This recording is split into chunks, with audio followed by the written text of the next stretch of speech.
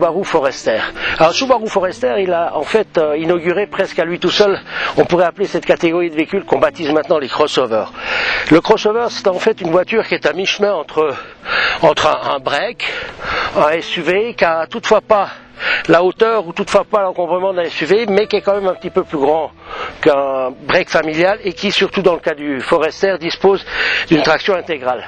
Alors le Subaru Forester a bénéficié cette année d'une grande remise à niveau, si on peut dire, et d'un grand restylage, puisqu'il obtient une face avant complètement nouvelle et une nouvelle calandre, des nouveaux phares, des nouveaux déflecteurs, enfin toute une face avant qui le rend un petit peu moins austère et moins véhicule utilitaire qu'il n'était auparavant.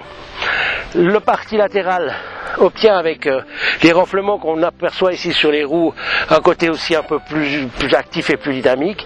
La partie quant arrière, elle a été retouchée aussi et maintenant obtient avec des feux triangulaires une identification tout à fait précise avec la gamme Subaru. L'intérieur du Subaru Forester est particulièrement volumineux pour un crossover ou un break commercial. Avec un empattement de 2,50 m, il va permettre de placer aisément des sièges d'enfants grâce aux fixations isofixes ou alors de caser facilement des adultes parce que l'empattement va permettre une place pour les jambes très facilement.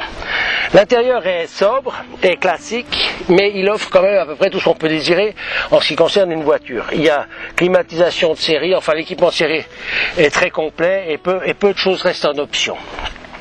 Avec un volume de coffre de 387 litres, les sièges ouverts, le Subaru Forester peut atteindre une contenance quand même de près de 1600 litres si vous baissez les sièges.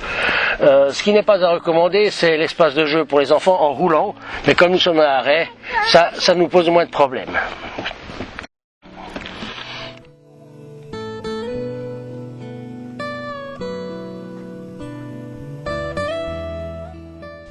Le mot de la fin restera à cette dame que j'ai croisée, propriétaire de Forester, à laquelle j'ai demandé pourquoi elle roulait en Forester. Elle m'a répondu: j'ai un chien, je fais souvent les commissions et j'ai un chalet à la montagne où je me rends souvent et pour rien au monde je ne changerai de voiture. Bref, laconique, efficace, un peu comme le Forester. Au revoir.